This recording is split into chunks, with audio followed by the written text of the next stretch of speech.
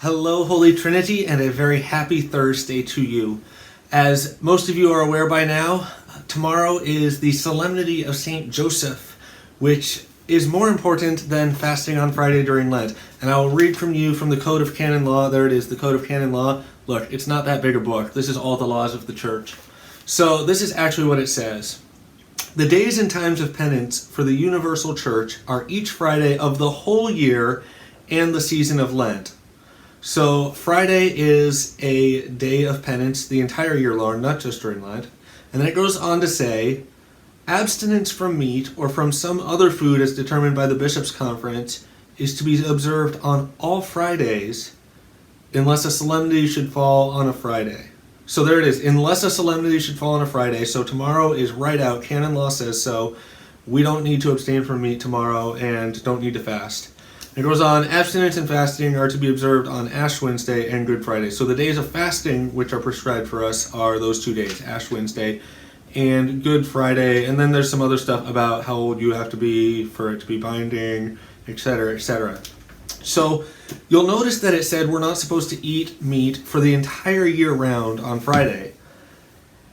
And there's been some modifications made to that by the U.S. bishops. So the U.S. bishops said, well, that is, traditionally that's what we do, but Friday's a day of penance, and for a lot of people not eating meat isn't really that penitential, so I'll tell you what the bishops actually said. Listen to this.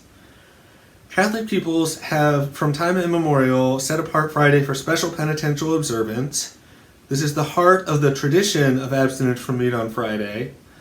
Changing circumstances, including economic, dietary, and social elements, have made some of our people feel that the renunciation of the eating of meat is not always and for everyone the most effective means of practicing penance.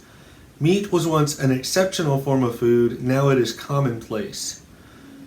Accordingly, since the spirit of penance primarily suggests that we discipline ourselves in that which we enjoy most, to many in our day, abstinence from meat no longer implies penance, while renunciation of other things would be more penitential. For these and related reasons, the Catholic bishops of the United States, far from downgrading the traditional penitential observance of Friday, and motivated precisely by the desire to give the spirit of penance greater vitality, especially on Fridays, the day that Jesus died, urge our Catholic people henceforth to be guided by the following norms. So the bishops in the United States changed the norms a little bit for us, and this is what they said. Friday itself remains a special day of penitential observance throughout the year, a time when those who seek perfection will be mindful of their personal sins, etc., etc., etc. Friday should be in each week something of what Lent is in the entire year.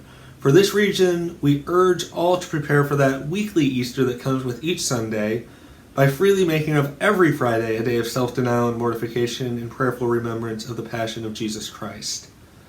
Among the works of voluntary self-denial and personal penance which we especially commend to our people for the future observance of Friday, even though we hereby terminate the traditional law of abstinence binding under pain of sin as the sole prescribed means of observing Friday, we give first place to abstinence from flesh meat.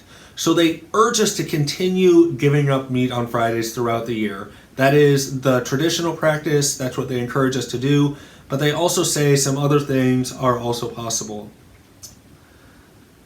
Our expectation is based on the following considerations. We should be freely choosing what we get to do. We must preserve a saving necessary difference from the spirit of the world. Every Catholic Christian understands that the fast and abstinence regulations admit of change, unlike the commandments and precepts of the unchanging divine moral law. So they're saying what we choose to do with fasting and abstinence, we have to fast and do penance, but how exactly we do that is capable of changing. And there's some more stuff. They go on, and there's a lot more in there.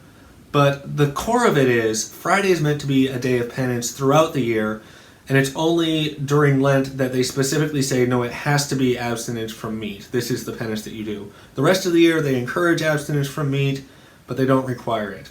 But, as canon law stated, solemnities are more important, so tomorrow you get to eat all the meat you want. Now, a couple of other words about that. I was talking to a family yesterday about, well, what if they gave up something else for Lent? Are they allowed to have it on Friday? And I said, yeah, absolutely, because it's a solemnity. But then I was thinking a little bit more later, because one of the things that was specifically coming up was sugar and candy. And I was thinking, well, if what you gave up for Lent you're doing because when you have it, you have a tendency to fall into sin. And I'll tell you, a lot of kids, when they have sugar, have a tendency to not be the best version of themselves and become maybe a little bit cranky. I'm just saying. So if what you gave up for Lent was like sugar or chocolate or maybe something like alcohol, something where you're not your best self if you're using it, it might be worth not doing it tomorrow.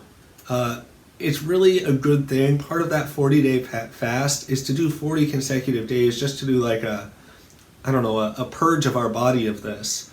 So if it's something that you gave up for those reasons, I always say this: if you're fasting from something good, you can have it on solemnities and even on Sundays during Lent. If you're fasting from something bad, don't celebrate a solemnity by sinning. That doesn't make any sense at all. So if it's something that leads you towards sin, don't do it. If it's something that's glorious and good and celebratory, like eating meat, have at it.